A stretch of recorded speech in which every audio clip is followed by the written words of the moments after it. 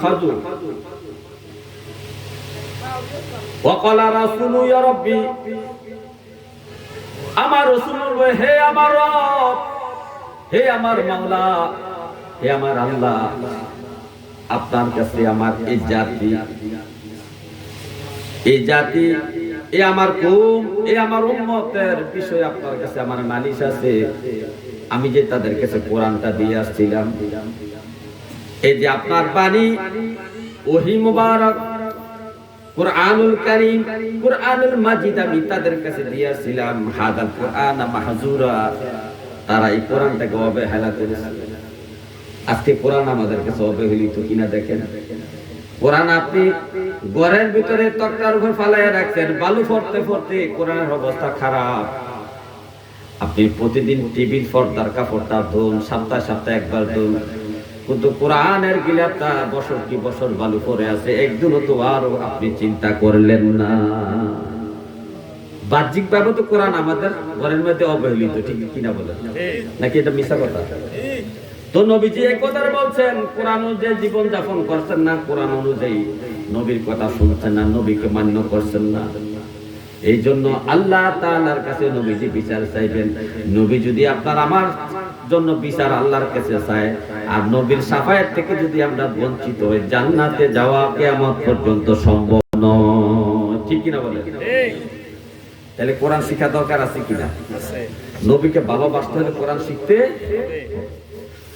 এরপরে দেখেন নবী আপনার আমার জন্য কত বেকারাত, উম্মত যেন বেশি বেশি জান্নাতে যায়। উম্মতকে জান্নাতে বেশি বেশি নেওয়ার জন্য, বেশি উম্মতকে জান্নাতে পাঠার জন্য নবী বিভিন্ন আমল আমাদেরকে দিয়েছেন। এর মধ্যে একটা আমল হলো নবীজির প্রতি বেশি বেশি দুরূদ শরীফ পড়া, বেশি বেশি পড়া, বেশি বেশি সাল্লাল্লাহু আলা মুহাম্মদ অথবা সাল্লাল্লাহু আলাইহি ওয়াসাল্লাম, সাল্লাল্লাহু আলাইহি ওয়াসাল্লাম। এটা সবচেয়ে ছোট না? অনেক বড় বড় দুরূদ আছে। আল্লাহুম্মা সাল্লি আলা সাইয়্যিদিনা মুহাম্মাদ ওয়া আনজিলহুল মাকাদাল মুকাররাবা ইনদাকা ইয়াউমাল কিয়ামাহ। আল্লাহুম্মা সাল্লি আলা সাইয়্যিদিনা মুহাম্মাদ কামা তুহিব্বু ওয়া তারদাহু। আল্লাহুম্মা সাল্লি আলা সাইয়্যিদিনা মুহাম্মাদ কুল্লামা যাকারাহু যাকিরুন কুল্লামা গাফালা মিন যিকরি গাফিলুন। এরকম অনেক দোয়া হাদিসের দুরূদ শরীফ হাদিস শরীফের মধ্যে আছে। এর মধ্যে সবচেয়ে ছোট দুরূদ শরীফ হলো সাল্লাল্লাহু আলাইহি ওয়াসাল্লাম। আপনি সবসময় বলেন সাল্লাল্লাহু আলাইহি ওয়াসাল্লাম, সাল্লাল্লাহু আলাইহি ওয়াসাল্লাম, সাল্লাল্লাহু আলাইহি ওয়াসাল্লাম, সাল্লাল্লাহু আলাইহি ওয়াসাল্লাম, সাল্লাল্লাহু আলাইহি ওয়াসাল্লাম। এইভাবে যত বেশি দুরূদ শরীফ পড়তে পারবেন, তত নবীজির নিকটবর্তী আপনি হতে পারবেন। নবীজি হাদিসের মধ্যে আমার উম্মত, যে উম্মত বেশি বেশি আমার প্রতি দুরূদ শরীফ পড়বে, হাসরের মাঠে সে ব্যক্তি আমি নবীর বেশি কাছাকাছি থাকবে।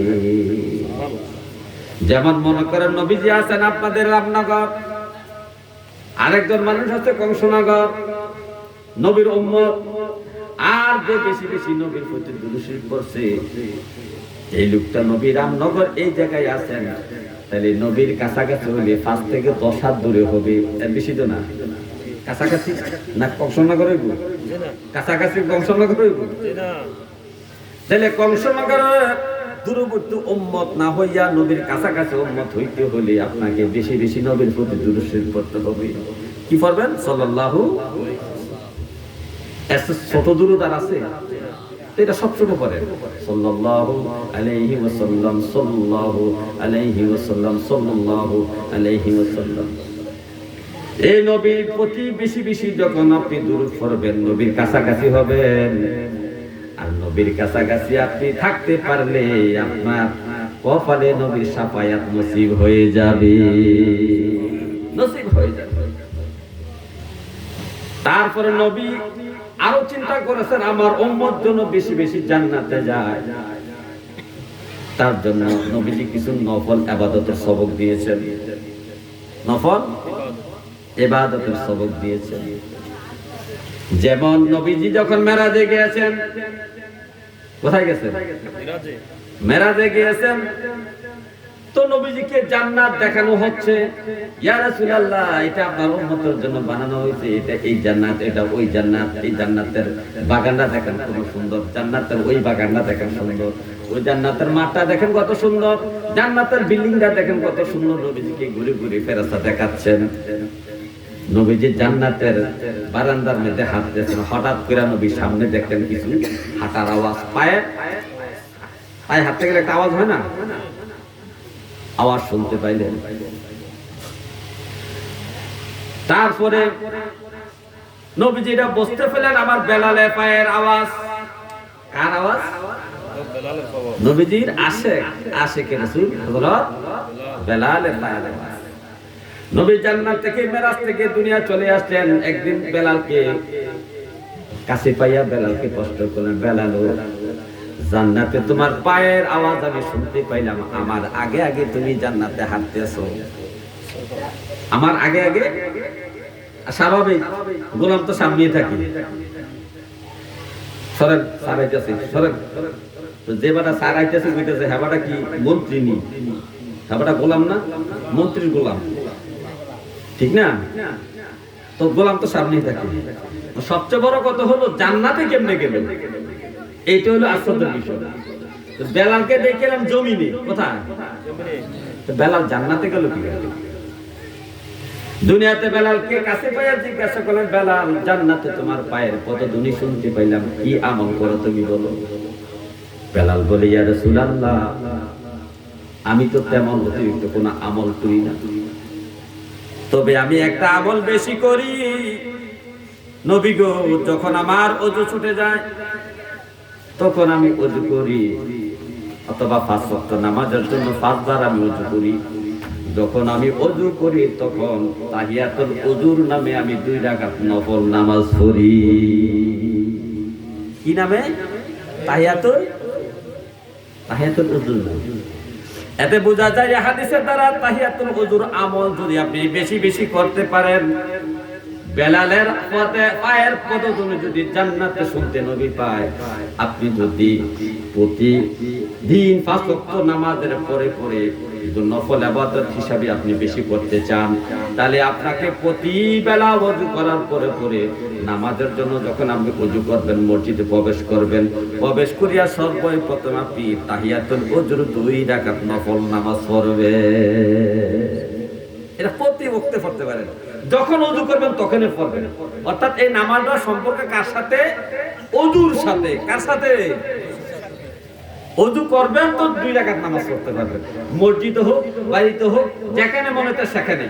আপনি গাড়িতে আছেন, ওযু করে তাড়াতাড়ি গাড়িতে উঠে গেছেন, এখন তার নামাজ আমি পড়তে পারলেন না, গাড়ি সিডি বই আল্লাহু আকবার, তাহিয়াতুল ওযু করেন।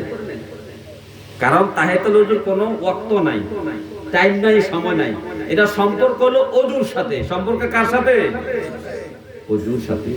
তাহলে এই তাহিয়াতুল ওযুর আমল করলো লোকটা কি যেতে পারে? জান্নাতে। তবে এই 5 ওয়াক্ত নামাজ পড়া না, নামাজ না পড়া, শুধু তাহিয়াতুল ওযু বললে হইব? এটা তো নফল, ফরজ আমল আগে করতে হইব, করার পরে প্রতিদিন প্রতি বেলা প্রতি সময় যখন ওযু করবেন তখন তাহিয়াতুল ওযু 2 রাকাত নফল নামাজ। জান্নাতে যাওয়ার আরেকটা রাস্তা নবীজি বলেছেন, উম্মতে যখন তোমরা মসজিদে প্রবেশ করবা, মসজিদ হলো আল্লাহর ঘর, বাইতুল্লাহ। মসজিদ কার ঘর? আল্লাহর ঘর। যখন তুমি মসজিদে প্রবেশ করবে রে উম্মত, তখন তুমি 2 রাকাত নফল নামাজ পড়িও। দুখিল মসজিদ নামে, দুখিল বা তাহিয়াতুল মসজিদ নামে। দুখিল মসজিদ, তাহিয়াতুল মসজিদ একই কথা, শব্দ দুইটা, কিন্তু জিনিস কিন্তু একটা। কেউ লাউ, কেউ কদু, কেউ ছাগল কর, কেউ বকরি কর। তো তাহিয়াতুল ওযু, তাহিয়াতুল মসজিদ আর দুখিল মসজিদ একই জিনিস, নাম দুইটা। নবী বলছেন, তুমি যখন মসজিদে প্রবেশ করবা বসবা না। মসজিদে প্রবেশ করে বসা যাইব? আমাদের মধ্যে একটা অভ্যাস আছে, অনেকে মসজিদে যাইয়া আগে বইয়া না, বইয়া দাঁড়াই এখন অবস্থা। আমি যেটা ভাই এই যে আইয়ে বইয়া লাইলেন, এটা কিটা? হুজুর তো শুনছি মসজিদে ঢুকলে বইয়া লাও। আমি কি এটা শুনছেন? আপনি বুঝছেন না কথাটা, কি বুঝছেন না? আপনাকে বোঝানো হয়েছে যে মসজিদে যখন প্রবেশ করবা তখন দুখিল মসজিদের 2 রাকাত নফল নামাজ পড়া বইবা। তা আপনি ওই বইবা কথাটাই শুনছেন, আগে যে নামাজের কথাটা কইছে সেটা আপনি শুনছেন না। এর কারণে আপনি নামাজ না পড়ে বইয়া রয়েছেন। দেশে বুঝতে পারছেন না? এবার বললা কোন হয়েছে, এবার বলছে কোনটা? বৈশা যাবেন মসজিদে, দেয়া বসে যাবেন এইটা শুনছে, কিন্তু আগে যে 2 রাকাত নামাজ পড়ার কথা কইছে দখিল মসজিদ, এটা সে শুনে নাই। এই জন্য মসজিদে যাই আমরা প্রতিদিন বইয়া। আমি কইলাম ভাই যে আপনার এটা ভুল, নবী বলছে আমার উম্মত মসজিদে যখন প্রবেশ করবা 2 রাকাত নফল নামাজ না পড়িয়া বসিও না। এই 2 রাকাত নফল নামাজ যদি তুমি জারি রাখতে পারো মৃত্যুর আগ পর্যন্ত, এই তাহিয়াতুল দখিল মসজিদের যদি তুমি অভ্যাসটা রাখতে পারো, দেখবা এই মসজিদ একদিন তোমাকে সুপারিশ করে জান্নাতে নিয়ে যাবে। আমরা তো জানি মুহাম্মদ রাসূলুল্লাহ সাল্লাল্লাহু আলাইহি সাল্লামের শাফায়াত কুবরার মালিক। এছাড়াও আর অনেকে শাফায়াত, পবিত্র কোরআন শরীফে শাফায়াত করবে, সূরা ইয়াসিন শাফায়াত করবে, মসজিদ আপনার জন্য শাফায়াত করবে।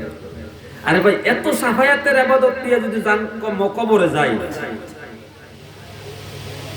আমরা কেমনে দুজকে যাব আপনি বলেন না। এত শাফায়াতের আমল কইরা যদি আমি কবরে যাই, নবী শাফায়াত করার জন্য দুরূদ পড়লাম, মসজিদে শাফায়াতের জন্য দখিল মসজিদ পড়লাম, ওযুর শাফায়াতের জন্য তাহিয়াতুল ওযু পড়লাম, আর কত আমল তো করলাম শাফায়াত পাওয়ার জন্য। এত শাফায়াতের আমল নিয়ে যদি আমি মরি, আমি কি জান্নাতে যাইতে পারি? আল্লাহুম্মা সাল্লি ওয়া সাল্লিম, আল্লাহুম্মা সাল্লি ওয়া সাল্লিম আলাইহি ওয়া আলিহি মাআহু আজমাইন, আল্লাহুম্মা সাল্লি ওয়া সাল্লিম, আল্লাহুম্মা সাল্লি ওয়া সাল্লিম। মাওলা তোমার দয়া বিনে